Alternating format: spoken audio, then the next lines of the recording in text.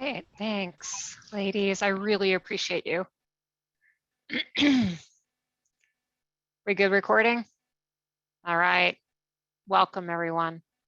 Good evening. I'm assuming that everybody is in the state of Iowa except for me, although I think there might be some Coloradans on the call right now, just a guess. I am a pretty flexible speaker. And so the thing that I always like to say at the very beginning is if you have a question, a comment, something you want to share, please feel free to chat at me. I will be paying attention to that chat and I will actually address things that people are saying or interact with me as I'm speaking. I'm completely fine with that. I will also mention that Joanna is so lovely. She may have seen me do this talk without my fellow compatriot, Leslie Hawthorne. Leslie is based in Germany, and there was no way that I was going to be able to convince her to stay up until 2 in the morning to do this session with me. And so you might notice, and I've got her name on these slides because I wanted to make sure that y'all knew that I developed this content with her. And this presentation was developed from a very specific point of view. And I will explain that as I go through it. But a little bit about me, just so you know where I'm coming from. I've been working at Red Hat for about 8 years now. I was brought in to the company to, for lack of a better way of putting it, transform the Red Hat Enterprise Linux team.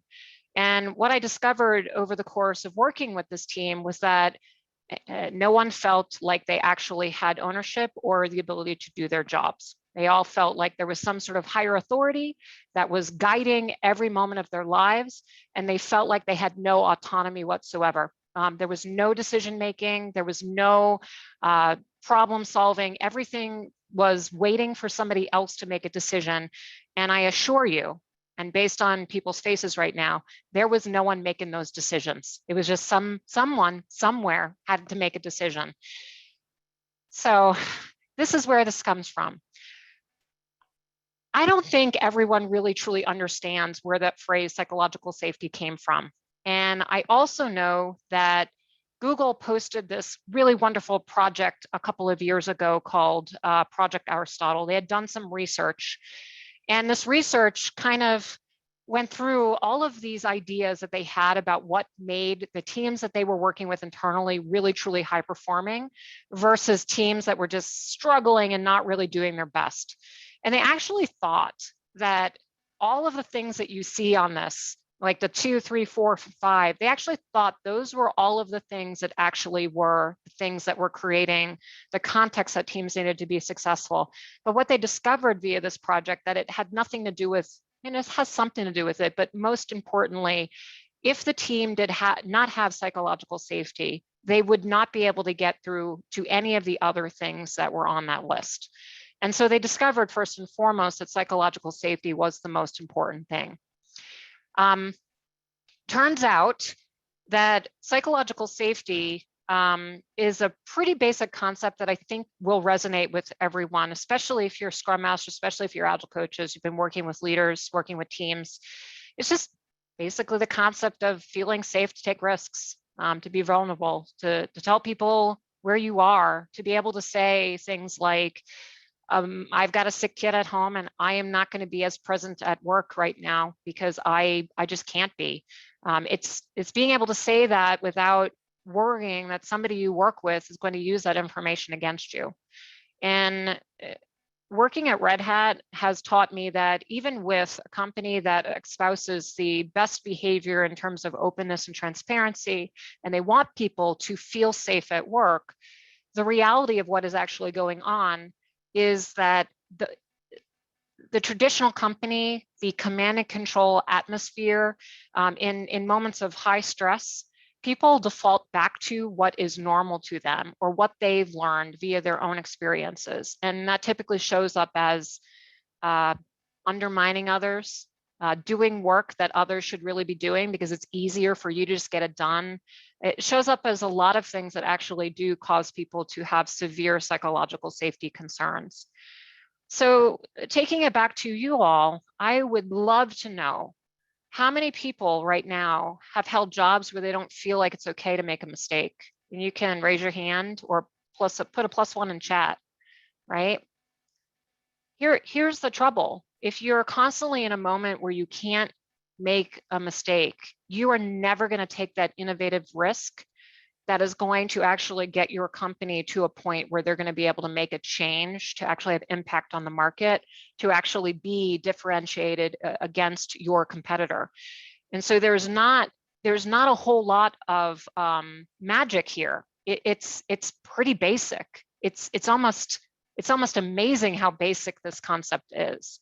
So how many of you, if you are in that situation, feel like you can actively make a change by going out and finding another job where you might feel more psychologically safe? Do you feel like you can hop right now to another company? Lots of opportunity out there. Some +1s, some head shakes. Okay. How many of you feel like in your jobs today you are doing your best work? Okay.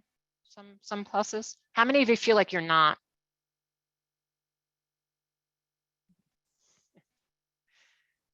All right. The thing about psychological safety that I think is really important to know is that all of us are going to experience this concept a little bit differently than everyone else. And we're going to talk about that a little bit later. We're going to go through some of these challenges and talk about what you can do about them.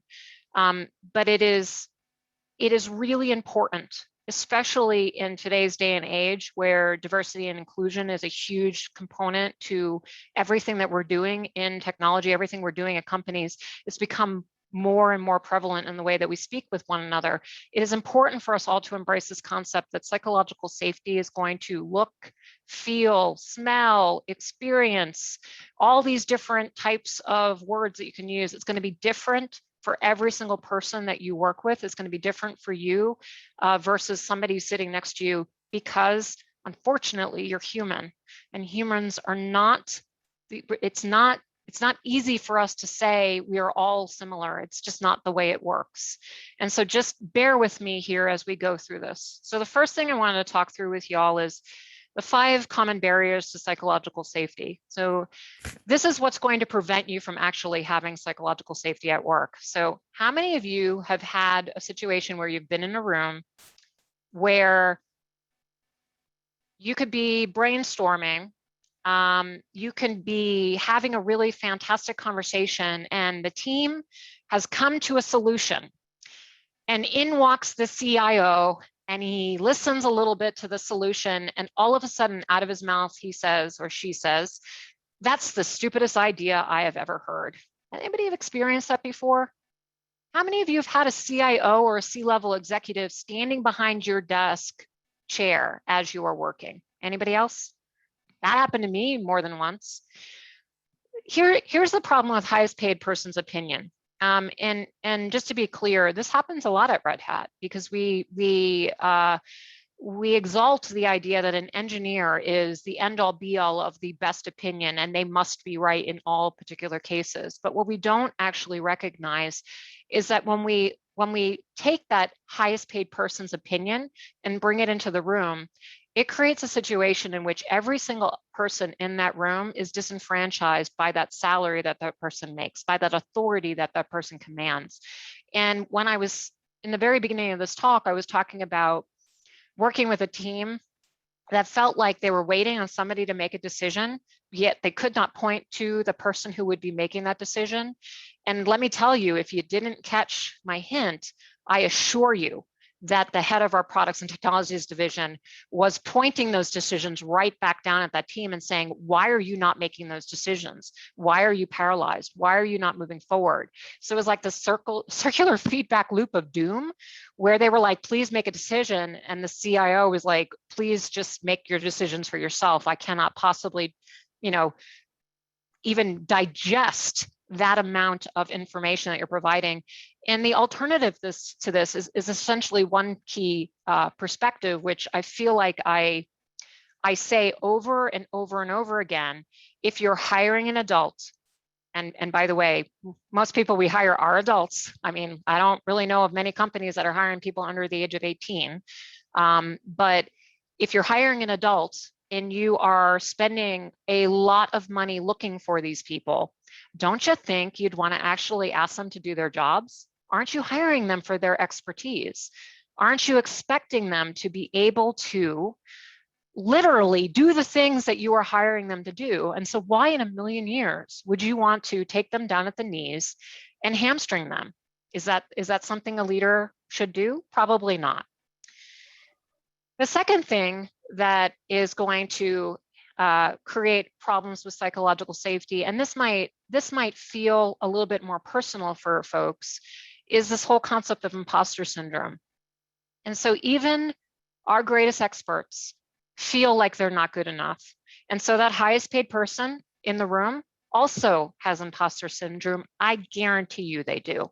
The number of times I have spoken to executives who have said to me in confidence, I honestly don't know what I'm doing. Can you please help me figure that out? Can you listen to me and tell me that I'm not crazy? Is really high. It's not only Red Hat executives, believe me. There's a lot of people that have this kind of conversation with me. The concept of, have I set the right goal? Megan on this call will know this because she's working with the team with me internally about goal setting. They are constantly saying, is this the right path to go forward? Is this the right thing to do? Meanwhile, I'm over here in my chair going, you literally have 20 years of experience goal setting. Why do you feel like you're not making the right decision? Just try something out for a little while and see what happens. It might be wrong, but I don't know. Do you know? No one knows. So let's try it out together and see what happens.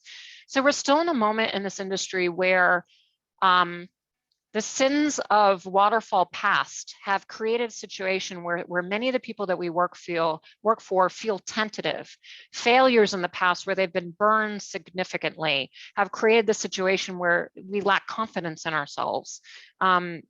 Negative comments that we hear from our coworkers or our customers or people from another company might create a situation in which we doubt whether or not the skills that we have are actually the skills that we really need to be successful.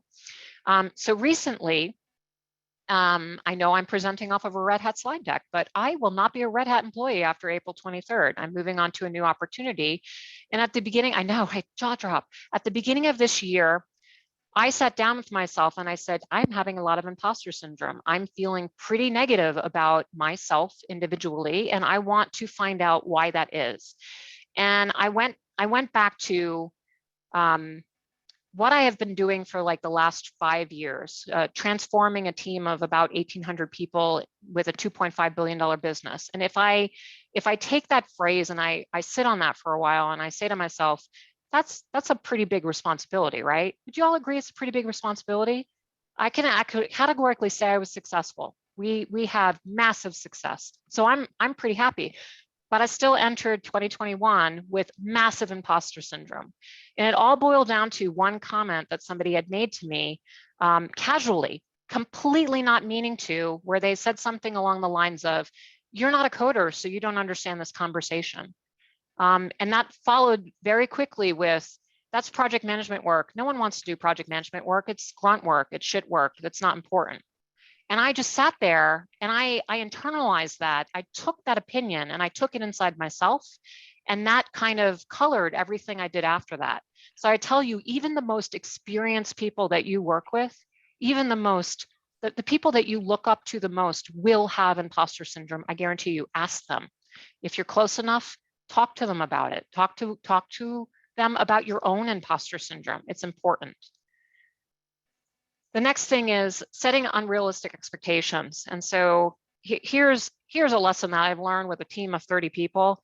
If you set unrealistic expectations, it will burn you over and over and over again. I've learned this the hard way. As a manager, I set tone for everyone's experience. So if I enter a conversation and I say, God damn, that program management team again isn't doing the thing that I wanted them to do, and why can't they possibly screw up over and over and over again? You think my team is going to model my behavior and go into conversations with that same attitude? Yes, they are. And so a long time ago, I had a conversation with the VP of Linux engineering, which is a amazing woman, Denise Dumas, who has run the Linux business for many years and commanded a team of over 900 engineers at the height of the team size. I caught her saying something not so nice about somebody else in a team meeting, and I didn't say anything to her immediately, but I listened to her team after this meeting for about a month. And this was maybe 5 or 6 years ago. I listened to her team for about a month after she said it, and I heard them use literally parts of what she said in conversation with their team. And it was almost like, have you ever played a telephone game as a kid where you say something and they got to translate it, right? So it was like she said, I think this person isn't good at their job. And then it turned into, this person isn't good at their job. And then it turned into, Denise believes this person is going to take the company down for these 9 reasons. That she never said anything like that. And so she set the tone for her entire team, having a very specific opinion about another team that frankly was just not true. She was just having a bad day, and she let her emotions get the better of her. So managers, unfortunately, are setting that unrealistic expectation, that unrealistic tone for everybody involved. And so watch for that too. How many of you have hero culture at your companies? You know, how many of you, it's like I literally did this the other night and then I yelled at myself about it, where one of my friends said, I had to be on a phone for 8 hours yesterday and it really sucked. And I was like, sounds like my day every day. And then I said, what the hell did I say that for? And then I started saying, okay, wait a minute, this is not a competition. It's actually not a good thing that my day looks like 8 hours of meetings every day for months and months and months on end. So I should not be competing. This is what I mean by hero culture. And so hero culture for me in my career has shown up when I'm working with leadership teams from the perspective of, they feel really important when they run from one fire to another, and then they successfully put the fire out and they can pat themselves on the back and run to the next fire. And it's like the cycle of repetitive ego boosting that happens. And here's the problem with this. When you are at the director and above level, if you're firefighting, it's really not a good idea, because what you're failing to do is think long-term about your team and where they need to be and what skill set they need to gain and how are you going to help them get it. The best example I have of this is when I was first working with the Linux teams. The management team was a bunch of firefighters. We would literally be in a strategic planning meeting and they would all be on their laptops, like with one eye over here in the meeting and the other eye on their IRC client, fighting fires actively. And what that did for us was create a situation in which we started having our eyes off of our talent. We had massive retention issues in some of our offices because we had failed to plan actual cycles of retention events where we would promote people. In some cases, some of our engineers had not been promoted in about 5 years because we were so busy paying attention to customer escalations that we were not paying attention to our problems that we are having internally. And so hero culture is not good. It leads to burnout. And for those of you who have done no reading on burnout, I highly recommend that you go and read. It's not just a thing that people are complaining about that is like a buzzword. It is a literal physical thing that happens to your brain that changes your ability to do creative thinking. It firmly injects you into fight or flight mode. And we as a industry, as a practice for psychology, they do not know how to cure you of this. They do not know how to revert your brain back into creative thinking. And so the way that I talk about this is, if you are employing an engineer that's going to make over $200,000 a year, and the first thing you're going to do to that person is put them into burnout, I need for everybody to understand that they hire these people for their creativity. And the first thing that happens in burnout is you can no longer access the creative center of your brain. They have, it's great, go look at it. There's imaging on MRIs where it shows people who are in burnout, who are unable to fire that part of their brain. And so if you are interested in innovation and creative problem solving, you're putting your people in burnout isn't really going to help you actually solve those problems. And so it's a really tough situation. I actually don't have any burnout book recommendations, but let me poke around and see if I can find something for you to read. Cultural norms that exclude people. Here's the thing on this. I have been part of open source software development for about, I want to say like a little over 10 years now. And when I first joined open source software development, I think I was probably the only female on a call. I was the only female in the room.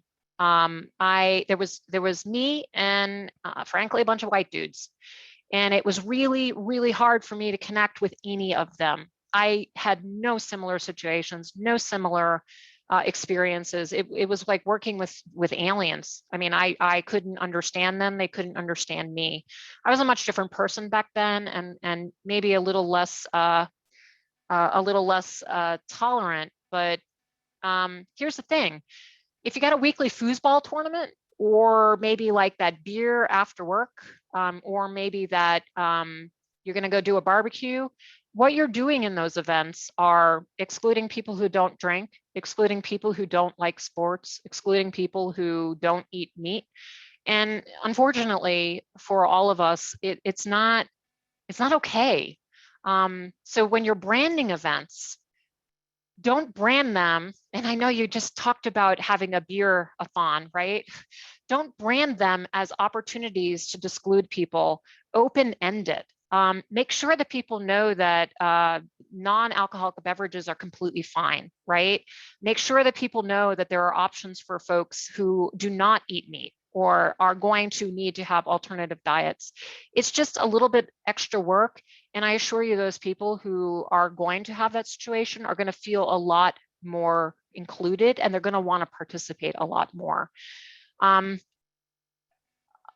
I will hold you all to reminding me to talk about something that recently happened that I cannot do on recording, but I will do after we end the recording. So please just remind me to talk about a recent situation that occurred. Let's see. Okay. So how do we build this trust? So safety starts with trust. We cannot possibly have psychological safety without trust. It's not going to happen. And so the first thing that you must do is you have to be transparent about what you need.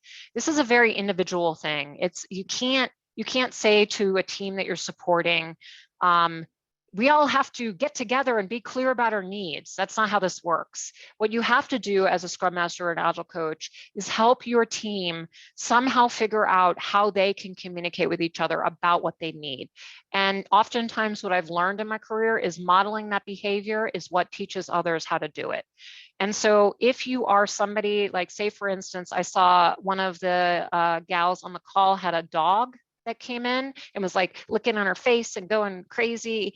If you have a situation where something like that happens, I assure you, I have had people in the past who have been really super like high anxiety about it, feeling really bad that a pet interrupted a work.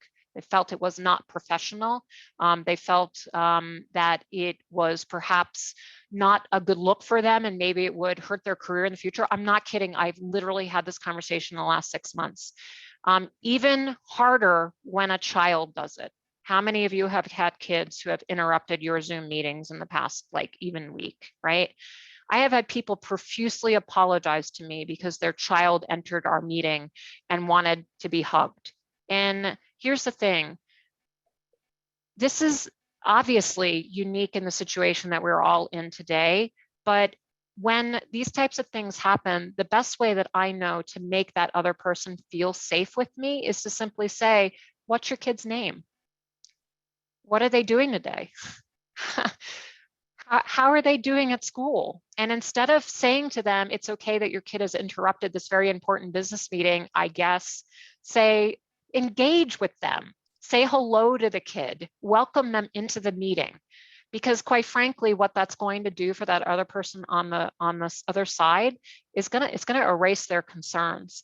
And by you doing that with them, they're gonna model that behavior with somebody else. It's infectious. They promise they will. You also you need to understand other people's needs. So you have to negotiate well. So here's the thing. Just because you need something doesn't mean somebody else has to give it to you, right? So if I say, I need to have a meeting, and by the way, I'm going to have a very loud crying and complaining person over here shouting at me every moment of the call to give them candy or food or whatever it is that kids at that age need, it's okay for you to also say, hey, look, I have to have a really serious conversation with you. It's about this topic that we've been trying to get through for the next couple of, the last couple of weeks. Can I recommend that we table this conversation right now? You address your concerns with your family, and then we can go off and work on this later when you have more time to focus. That's okay too. But if you don't state that and you don't clearly communicate your needs back, that negotiation is never going to happen. And quite frankly, if you don't trust them to understand where you're coming from, they're never going to trust you either. And then finally, be a real person. How many of you feel like I'm a real person? Anybody? Like I'm a real person with real feelings, maybe a little bit. I have not introduced my cats to anybody yet because I kicked them out of my room and I closed the door. And the reason I did that today is because my older cat has suddenly decided to wind his body around my head rapidly over and over and over again while I'm trying to do things that I need to focus on. So here's my real person. Bring your whole person to work. How many of you have been coached or mentored in the past to keep work separate from your personal life? Yeah, I was when I was younger. It doesn't work.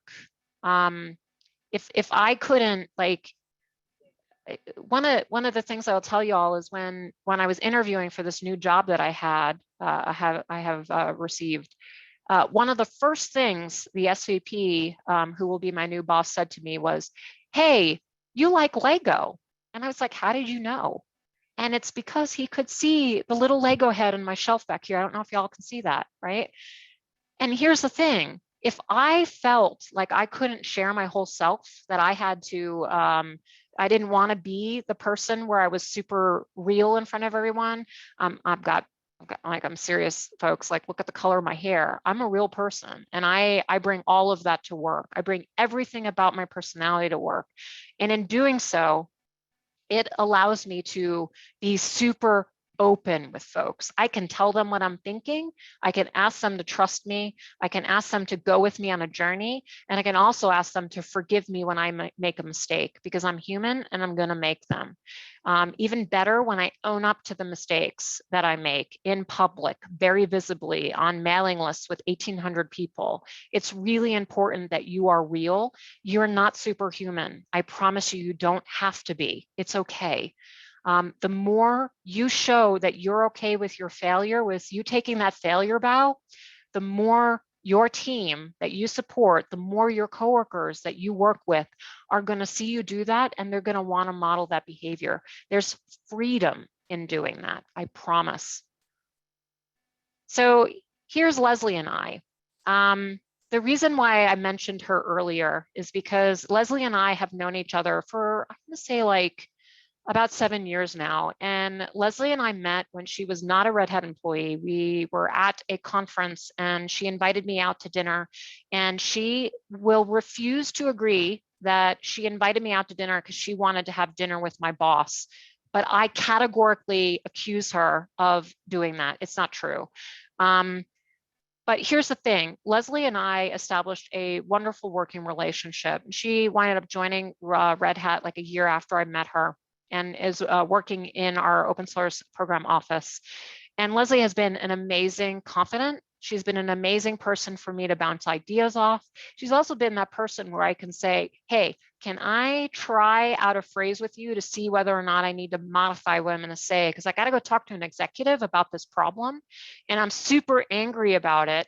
And so I need to practice so that I don't open my mouth, insert foot, like all the way down into my stomach, because I need this to go well. And she is that person that I work with on a regular basis to actually work through those things. So if you don't have a Leslie at your company, find one. It's okay. Find somebody that you can confide in, that you can actually have a cry with if you need to, because I assure you, we all need to cry about stupid things that happen at work. It's human to feel frustrated. It's human to get upset about things. And quite frankly, in the profession that we all represent, the emotional burden that is placed on you on behalf of your team is huge. Do not underestimate that. It is huge. And so you need somebody to help you through that. And so you can be professional, but you can also have somebody where you can just basically lay out that, I'm from New York City. So sometimes the New York City comes out and she understands my New York City, right? You also want to build trust by leading through vulnerability. So here's the thing. I'm pretty sure you all kind of guess at this point that I am probably the most vulnerable person in any meeting at Red Hat, right? Yeah, maybe. I'm pretty strong, but at the same time, I'm the first one to raise my hand and say, I have no idea what you're talking about. I am the first one to say, can somebody tell me what that acronym is? I'm also the first one to do this insidious thing that I like to do, which is, I love your tech idea. Maybe I can rephrase and explain what you're saying, but what I do is explain it slightly wrong on purpose. And if you want to try this technique, I highly encourage you to do it with your engineers. Just try it. And if you're an engineer, raise your hand and tell me how much this will get you to tell me how wrong I am, right? All you have to do is say, I think the widget A connects with widget C, and if I am completely wrong or even slightly wrong, I guarantee you somebody will speak up and say, no, it's like this, Jen, or hey, it's like this. And I guarantee you what's going to happen is out of the 8 people in the room, the 7 others who also don't understand, but will not raise their hand to say that they don't understand, will now be able to rehear what that person was thinking and go, oh, now I get it. And because I am asking the question first, they will feel even more compelled to actually follow through with maybe a follow-up question. I also like to use a technique which is a little bit more advanced, so you got to be really careful about when to use it. But I like to say things that are totally salacious and people get all upset about it. Like I challenge phrases that we use again and again at Red Hat. We like to talk about the open hybrid cloud all the time. And I'm like, that open hybrid cloud is such nonsense. That's not what we're doing. Explain it to me from your own perspective. Why do you think it's important? And so I will do that with an executive so that they have to repeat themselves with the people that report to them.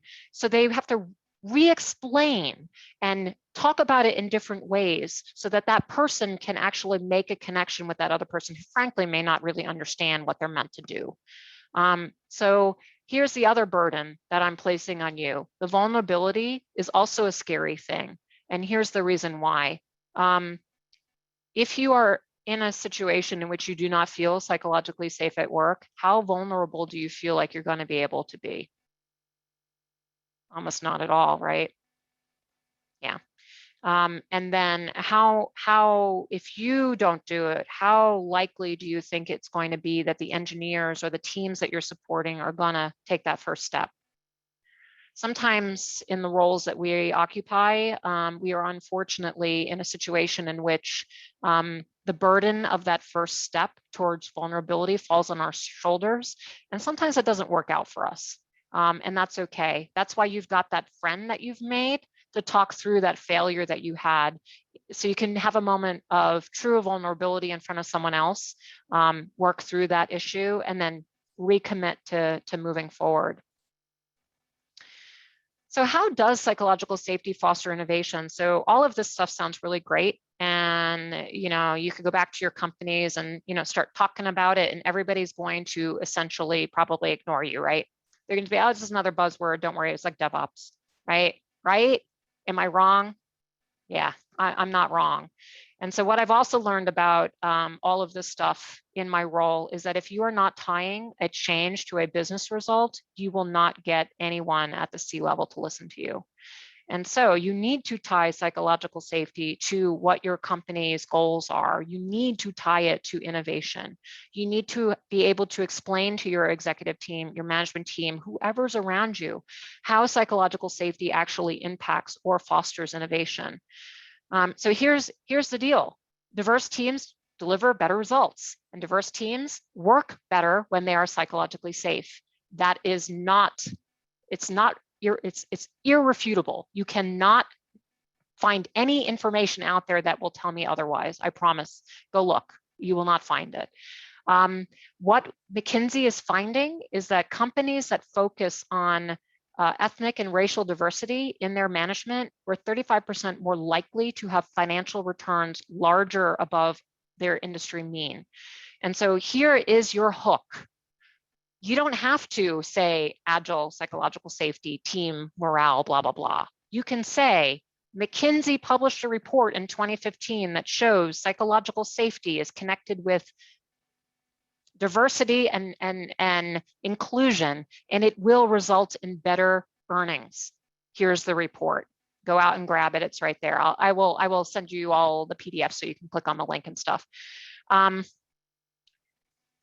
bottom line here, follow the logic. If your teams are not psychologically safe, they are not going to share that maybe crazy idea that they might have, which will result in technologies like Docker, which will result in technologies like Kubernetes, which will result in technologies like insert next big thing here. I assure you, I was friends with the lead program manager behind the wonderful iPhone. And when she first took the job, basically what happened is Steve Jobs called her and said, hey, got a special project for you to work on, but you have to sign this NDA agreement. And if you don't, I'm like, we're actually going to have to walk you out of the building. And so she's like, well, I guess I'll sign the NDA agreement. And when she called me and she said, hey, look, I'm going to disappear for 8 months. I'm not dead. I'll tell you about what happened later. And when she called me, she told me the entire story of what happened. And basically what I gathered is that they basically put the most diverse team that they could possibly gather from around Apple in a room and said, Steve said, I want to deliver a phone in 8 months. How are we doing it together? And they did it. They delivered a phone in 8 months. And it's something that, like, I don't know about you, it certainly not first to market. Any Android owners will tell you that the software on an Android is almost always updated months before the software on an iPhone. So the features that we get on the iPhone are always out on Android before they come out on iPhone. iPhone always lags. Doesn't matter. How many of you have iPhones? Doesn't matter. I'm literally talking to you from a Mac.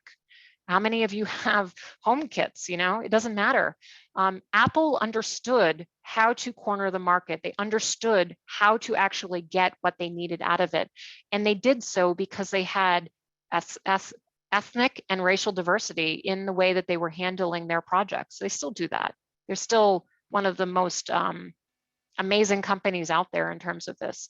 So when you have somebody in a situation in which they feel like they have people surrounding them that look like them, that behave like them, that they culturally connect to, they're more likely to actually speak up when they have an idea that might be a little bit different or out there, or maybe completely not anything anybody would ever agree to, but once they open their mouth and they start talking about it, somebody says, hey, that might be something we want to pursue. So don't lose sight of that. All right. I've got a couple more slides left and then we'll go to Q&A. Does that sound good? All right. So here's the thing about my incredible understanding now of where this word fits into the overall scheme of things. How many of you have D&I programs going on inside your companies right now? Anybody? Maybe a little bit, you don't know. For those of you who do have D&I programs going on in your organizations, how many of them are focused on getting butts and seats that are diverse candidates? Maybe, no one? Yeah, some head nods.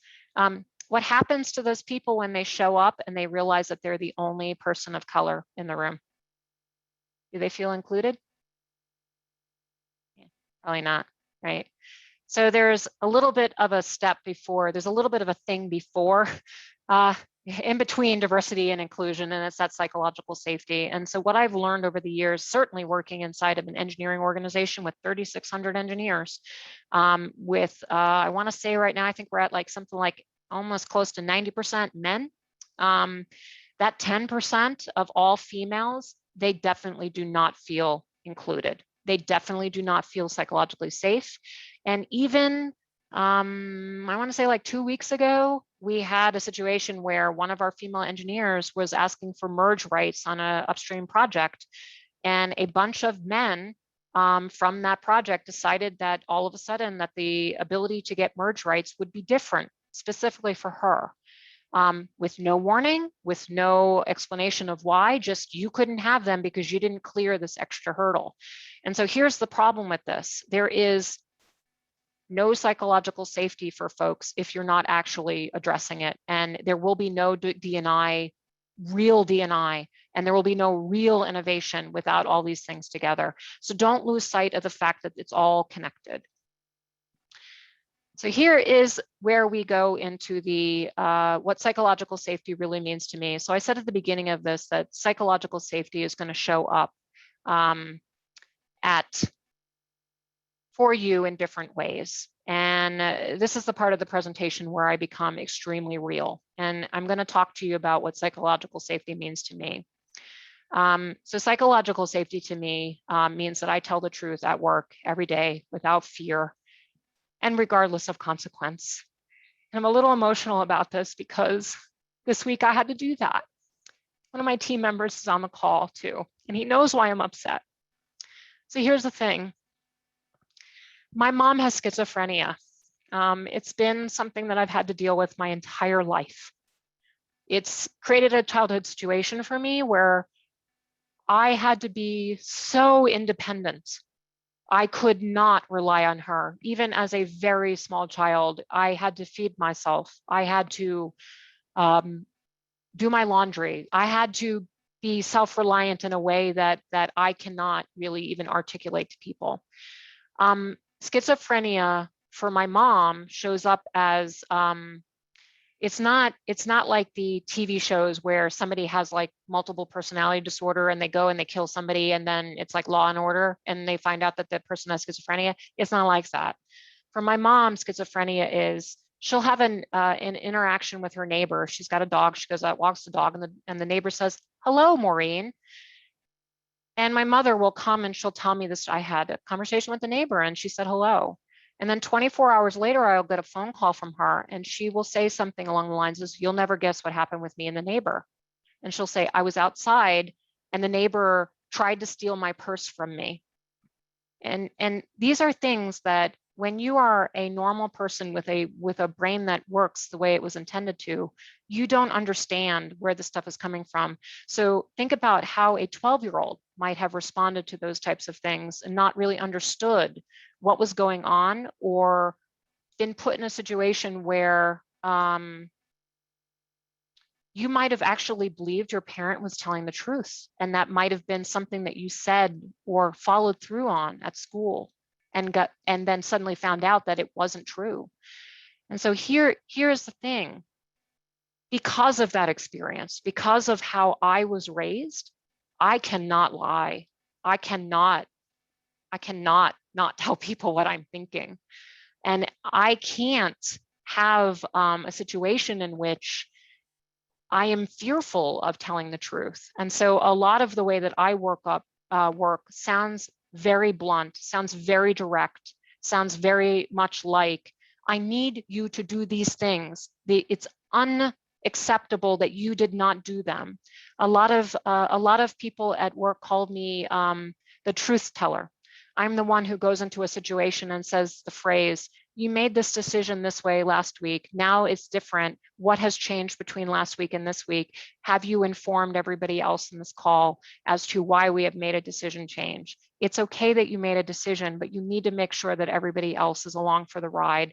And that includes also explaining your thought process. You don't get to just make a decision and not have that accountability in in the way that you're communicating. And I assure you, it has put me in a situation in the past in my career where it was not good, where I was on the edge of getting fired. I mean, you can imagine how people might respond to the types of things that I might say. But at the end of the day, this is my truth, and I am unequivocally not going to change. This is how I want to show up at work. And so psychological safety to me means I tell the truth, regardless of the consequence. And sometimes that my truth is not the truth that other people see, and that's okay. And sometimes I have to apologize because they have to re-educate me and I have to find a different truth. But without telling that truth, I'm not being true to myself. And so psychological safety to me means that I work for a company where I can do this without fear of consequence. So that's my truth. I want for all of you to understand that you need to write your own version of what psychological safety means to you. You have to understand how you want to show up at work, how you want to take your best self into work, and what kind of company that you want to work for, and how they're going to support your journey towards that psychological safety. Without that statement, you'll never know. Without that statement, you'll never be supported by a company the way that you want to be. And for those of you wondering why maybe Red Hat is not that company for me, it's not that that is the case. It's actually completely opposite of that. I did this presentation, a bunch of people saw it, and they wanted it.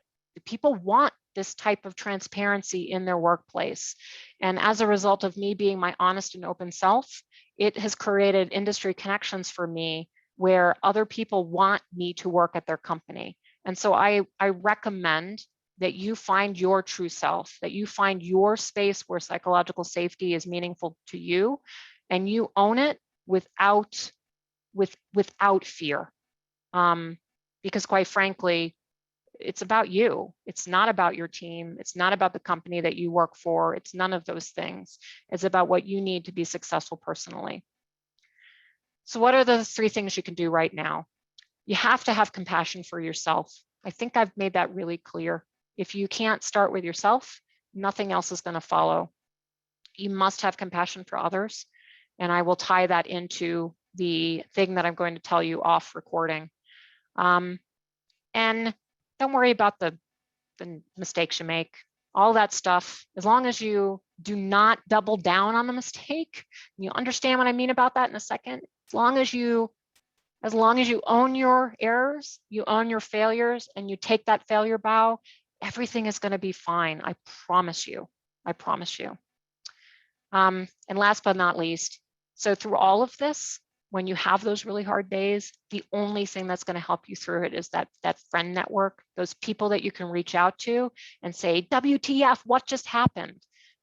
That is where you're going to find that unicorn puppies and kittens and rainbow situation at work that will really make things different for you. So thanks. That's all I got. Thanks, Jen. Wow. Thank you for being so vulnerable and so honest. This is really amazing. Let's open it up for Q&A, questions that you feel like you are comfortable asking being recorded. If folks have questions that they want to ask, maybe that we they don't just want recorded, or maybe we turn the recording off for Q&A. Let's, And for you those know what? of you, yeah, you're right. Let's just do that. I'm going to press stop